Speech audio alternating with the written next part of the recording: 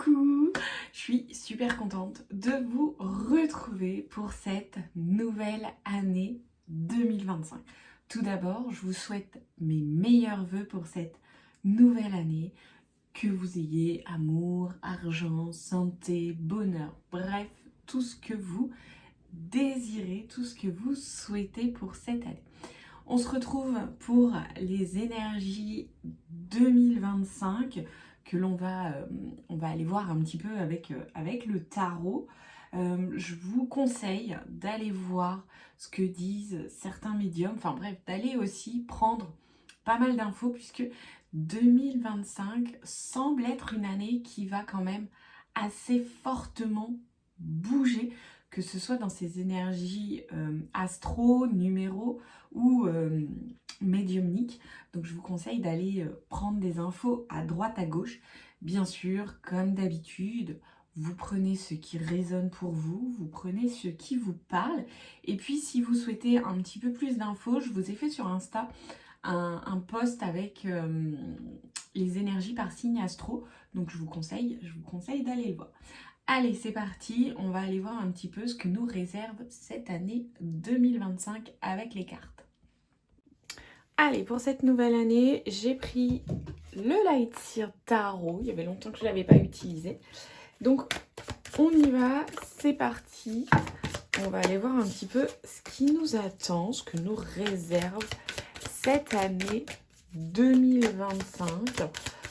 Donc, comme je vous le disais, vous prenez ce qui résonne, vous prenez ce qui vous parle. Et on va aller voir un petit peu les énergies qui nous entourent. Ok, alors on commence avec un 2 d'épée. On commence avec une idée. Alors, le 2 d'épée, il parle de choix, de faire ses choix. Mais on voit quand même qu'elle a les yeux bandés et qu'elle semble se débattre avec différentes ficelles. Là. C'est les oiseaux là qui sont au-dessus de sa tête semblent l'attaquer. Et en même temps, quand on regarde son visage de près, elle ne semble pas plus apeurée que ça. Donc, on est sur faire des choix et pour ça, il va falloir regarder les choses en face. C'est-à-dire que là, elle se débat, mais sans regarder réellement ce qui se passe. Donc, elle se débat dans le vide ou dans le noir. Et on a vraiment besoin, là, sur cette année 2025, de voir les choses. Alors, peut-être qu'il y a des vérités qui vont ressortir. Peut-être qu'il y aura des infos qui étaient jusque-là cachées qui vont venir à nous et qui vont nous permettre vraiment de voir les choses.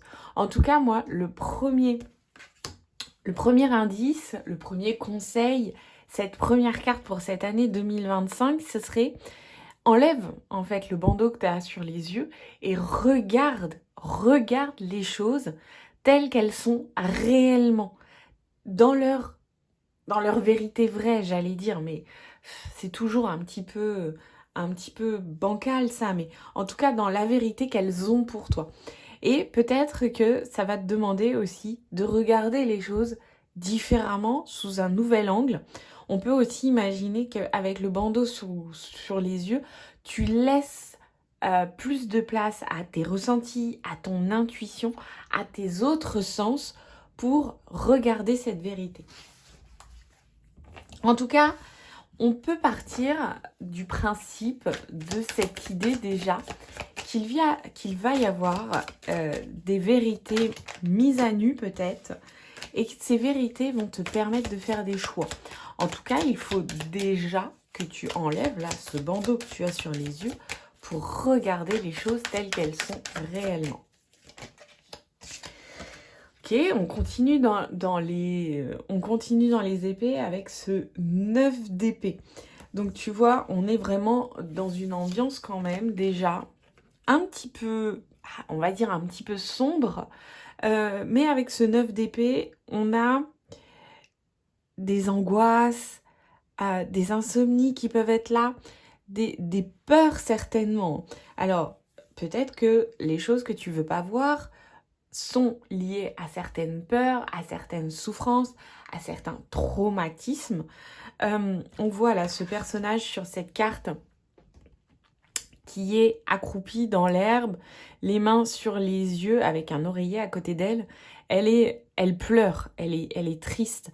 On a au-dessus de sa tête des oiseaux noirs qui se battent et il y a quand même un oiseau blanc qui est là et qui semble être dans la lumière. Alors, on a pour moi donc cette idée où les choix que tu dois faire, ce que tu ne veux pas voir, sont liés à des peurs, hein, bien sûr, à des souffrances, à des traumatismes. Ça peut créer des cauchemars, des insomnies, j'irai pas jusqu'à dire de la dépression, mais tu vois, un petit peu cet état dépressif en mode coup de blues, etc. D'ailleurs, si tu as besoin, si tu en ressens le besoin, n'hésite pas à te faire accompagner sur cette année 2025 qui peut être, vu comment elle commence, un petit peu lourde à porter. En tout cas, ce 9 d'épée, il vient quand même aussi nous dire qu'il y a une libération qui va se faire. Il y a quelque chose qui commence à se libérer.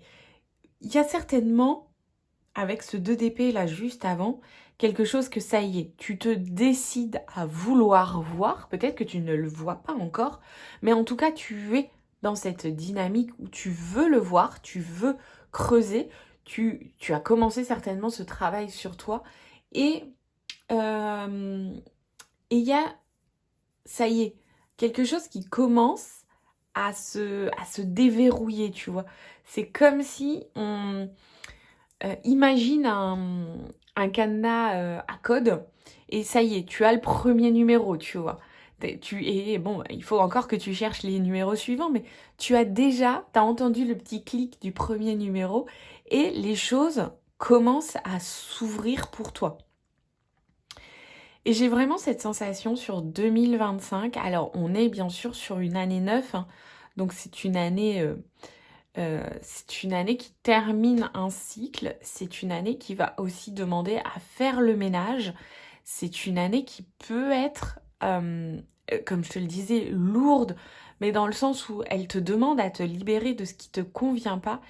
Et j'ai vraiment cette idée d'une ouverture qui se fait pour aller plus loin.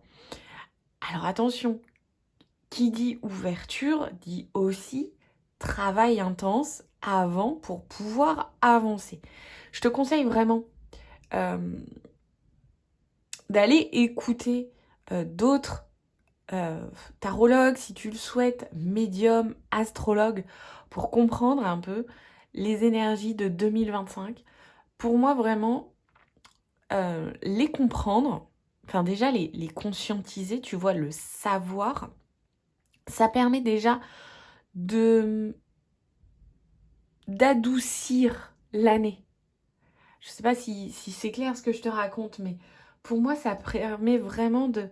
Comme tu as conscience de ça, comme tu l'as déjà entendu, tu vois, il y a une forme de préparation qui se fait. Et là, avec ces cartes, je te le conseille d'autant plus, puisque si tu suis un peu le tarot, on sait que les cartes d'épée, c'est pas les plus agréables. On sait qu'il y a beaucoup de choses qui se passent dans la sphère de la tête, du mental, de la communication. Et tu as vraiment besoin de libérer certaines choses et vraiment d'avancer vers ça. Allez, je continue. Une reine d'épée. On continue sur les épées. Hein. On est vraiment dans une année où il y a beaucoup de choses qui vont passer dans le mental. Alors cette reine d'épée, tu la vois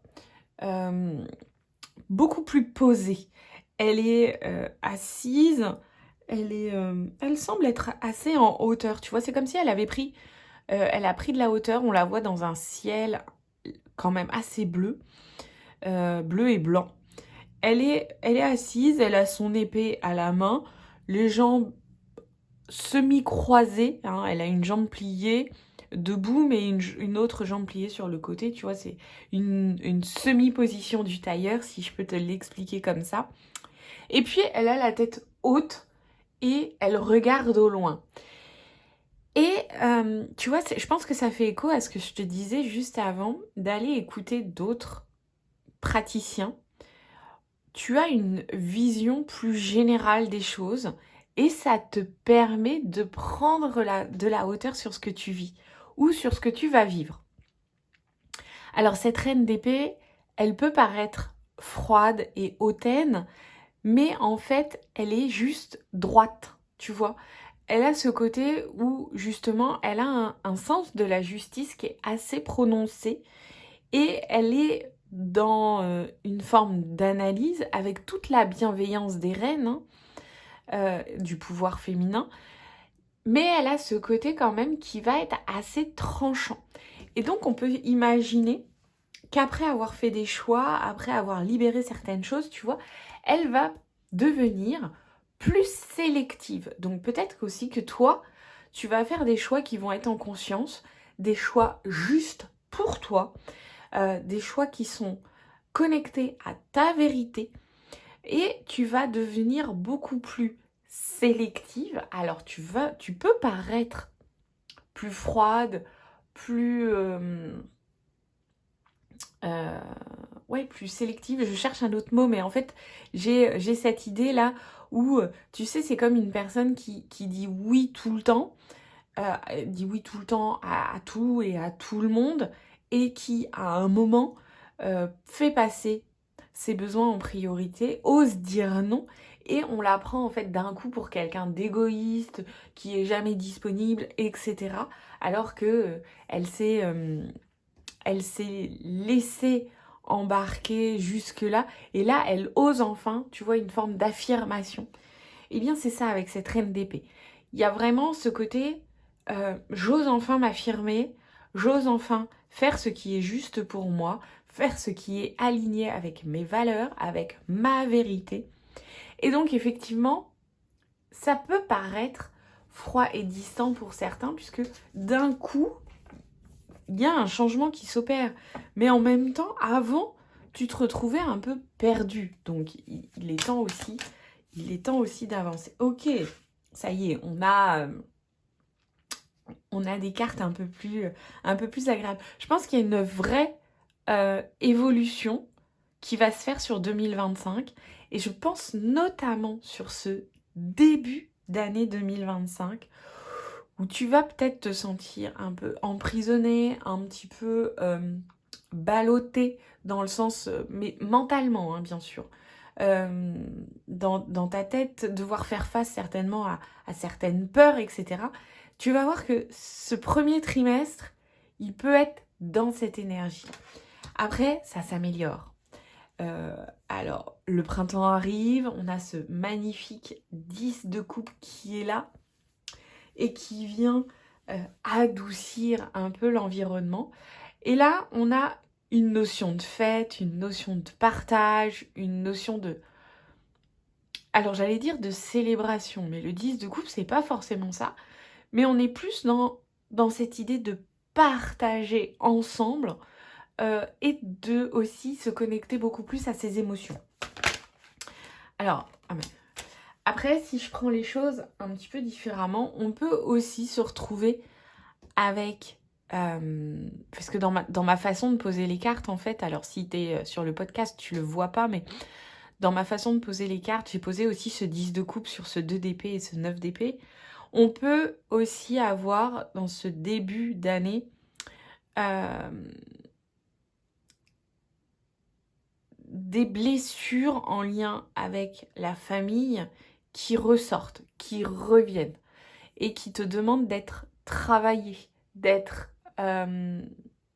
oui, c'est ça, d'être travaillé. Mais vraiment, voilà, je reste sur ma première idée le deuxième trimestre, on est dans une ambiance beaucoup plus festive, beaucoup plus de partage. Alors on a ce 10 de coupe et j'ai ce 3 de pentacle qui est tombé juste après. Donc tu vois, on a vraiment un effet de collaboration. Alors avec le 10 de coupe, on a vraiment cette notion d'harmonie et de bonheur familial. Et avec ce 3 de coupe, on a ce 3 de pentacle, pardon, on a vraiment cette idée de travailler ensemble. C'est un petit peu comme si d'un coup, Alors, je vais te dire quelque chose qui semble très utopique, hein, mais j'ai toujours espoir que les choses évoluent dans ce sens, où d'un coup, tous les êtres humains se décident à travailler ensemble et en harmonie. Tu vois cette idée? Alors bien sûr, c'est très utopique. Bien sûr, ce sera fait à notre échelle, à chacun de nous. Mais en tout cas, voilà, tu vois, il y a cette idée-là de travail en collaboration.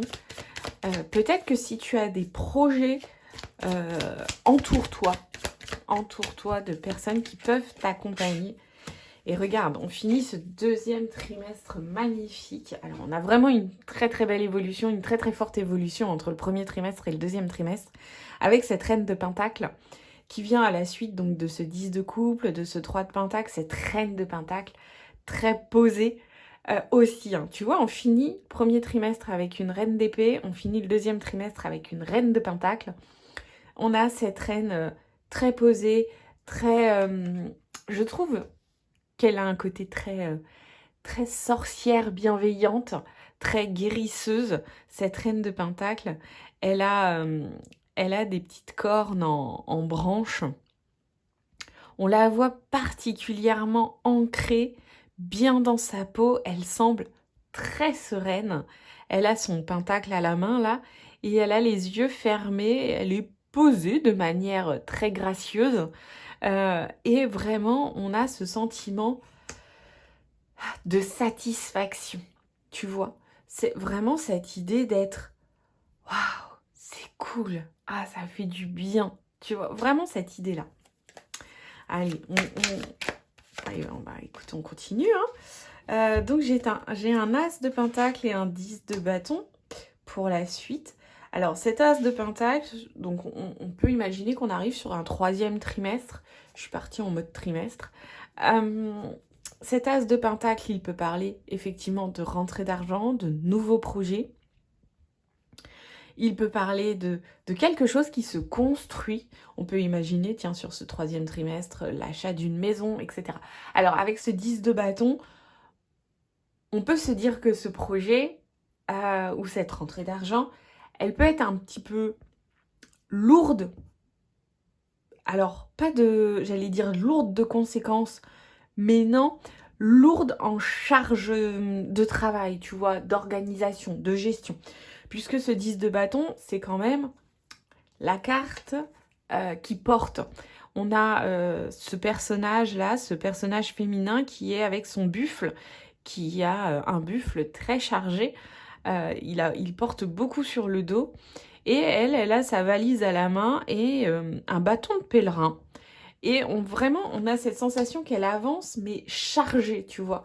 Alors, à contrario d'autres jeux, je trouve que ce 10 de bâton dans le Light Seer est beaucoup plus doux. Dans le sens où c'est pas elle qui porte tout. Elle a, tu vois, déjà délégué à un animal fort et robuste le poids d'une partie de ce qu'elle porte. Alors, elle a quand même sa valise et son bâton de pèlerin. Donc, on a quand même cette sensation où elle avance, mais elle a déjà réussi à décharger une partie de ce qu'elle pouvait porter. Donc, pour moi, sur ce troisième trimestre, avec cet as de pentacle et ce 10 de bâton, on a vraiment une idée de nouveaux projets, gain d'argent, pourquoi pas. Hein. En tout cas, nouvelle réalisation qui va demander pas mal de travail et d'organisation. Et avec ce 7 de coupe pour continuer, on est vraiment dans cette idée où il y aura des choix à faire avec ça. Alors, j'ai cette idée, mais ça va être pour imager ce que je veux te raconter. C'est, imagine, tu gagnes, une grosse somme. Alors, un héritage, un gain du loto, bref. Tu gagnes une somme conséquente qui te demande beaucoup de gestion, beaucoup d'organisation, beaucoup de choses à apprendre certainement, hein, parce qu'il va falloir apprendre à gérer ça. Et pour ne pas dilapider cet argent que tu viens de gagner avec ce 7 de coupe, eh bien, il y aura des choix à faire, tu vois. Tu vas devoir faire des choix en fonction de ce qui te fait vibrer réellement. Ce 7 de coupe, On le voit, il est debout derrière des bols renversés. Imagine un peu le jeu Serpent et Échelle. Alors, peut-être que tout le monde ne le connaît pas, mais c'est de ma génération. Et il est en train d'hésiter, on le voit, hein, il a une main à la bouche, en mode je réfléchis, avec l'autre qui pointe vers un bol, qui se dit « Oh, lequel je vais retourner ?» Et il y a cette idée de faire un choix en essayant de faire le choix le plus en accord avec ses valeurs, avec ses émotions, avec ses envies. Donc sur ce 3e trimestre, on peut imaginer la création d'une entreprise, la création, un déménagement aussi, hein, avec un as de pentacle, on peut tout à fait être là-dessus, une rentrée d'argent conséquente, ça peut être, je sais pas, un héritage, des choses comme ça. Et tout ça va demander beaucoup de gestion et beaucoup d'organisation. Allez, on continue. Sur ce 4e trimestre, il y a ce 3 d'épée. Hein. Donc, on a commencé l'année avec les épées et j'ai l'impression qu'on finit l'année sur les épées en mode libération, en mode waouh, il est temps de lâcher. Alors, ce 3 d'épée, c'est pas la carte la plus joyeuse du jeu. Hein. On a vraiment de la tristesse, de la déception, on a vraiment cette notion de cœur brisé. Alors, il faut voir ce qui va se créer, s'organiser, ce qui va être fait sur ce 3e trimestre. Mais en tout cas, sur le 4e, on a une forme de souffrance qui est là. Alors, on va tirer d'autres cartes pour voir ce que ça vient compléter. Ok. On a un as de bâton avec sur ce 4e trimestre et le diable. Ok. Alors, on a donc cette sensation. Alors, je pense qu'on va plutôt être sur une sensation que sur une réalité. Dans le sens où il y a une souffrance qui est là. Et en même temps, on la voit, hein, ce personnage-là, elle crie, elle hurle de douleur. Et je pense qu'il y a, avec ce cri, avec cette douleur intense, une libération qui s'opère. Et notamment avec cet as de bâton qui vient juste après. Je trouve que ces cartes sont assez opposées, dans le sens où là, on a vraiment la douleur du cœur, la souffrance, même si c'est des épées très mentales. Et après, on a cet as de bâton où il y a quand même cette étincelle qui s'allume et qui vient t'offrir de nouvelles opportunités. Alors, on peut imaginer que sur cette fin d'année 2025, c'est la fin de quelque chose, avec ce 3 d'épée, pour commencer autre chose, pour de nouvelles opportunités qui sont là. Cependant, ce diable-là qui t'appelle va te mettre face à des comportements, face à des schémas, face à des relations. Il va te mettre face à toi-même dans le sens de tes propres schémas négatifs, de tes propres blocages. Et c'est là, en fait, où on va voir, et où tu vas voir, si tu as compris tout le travail de libération qui a été fait sur 2025. C'est vraiment sur cette fin d'année 2025 que tu vas comprendre si le travail est fait, notamment avec ce diable, ou s'il y a encore des choses à faire. Ok, on a une année qui va quand même être très très dense, très très riche, et comme je te disais, qui va remuer pas mal. Donc, je te conseille fortement de te faire accompagner si tu le souhaites, hein, alors que ce soit tarot, que ce soit autre pratique. Moi, je propose du tarot coaching. On peut se retrouver tous les mois pour des séances, etc., pour vraiment t'aider à avancer dans ta vie, à faire le point sur tes blessures, tes schémas, tout ce qui te bloque et ce qui t'empêche d'avancer, sur tes projets, bien sûr, aussi. En tout cas, voilà, une très, très grande année, une très riche année. Tu peux, comme je te le disais en début d'épisode, là, aller voir sur Insta pour aller voir un peu plus le message particulier avec ton signe astro. Tu peux aussi calculer la carte de ton année en additionnant ton jour et ton mois de naissance, plus l'année 2025, qui est une année 9. Et tu sors l'arcane majeur qui correspond à ça. Alors si tu es au-dessus de 21, tu n'hésites pas à réduire. Et puis si tu as besoin de plus d'infos, n'hésite pas à me voir sur Insta ou laisse-moi un commentaire sous cet épisode. Sur ce, je te dis à très très vite. Et puis je te souhaite une très très belle année 2025. À bientôt.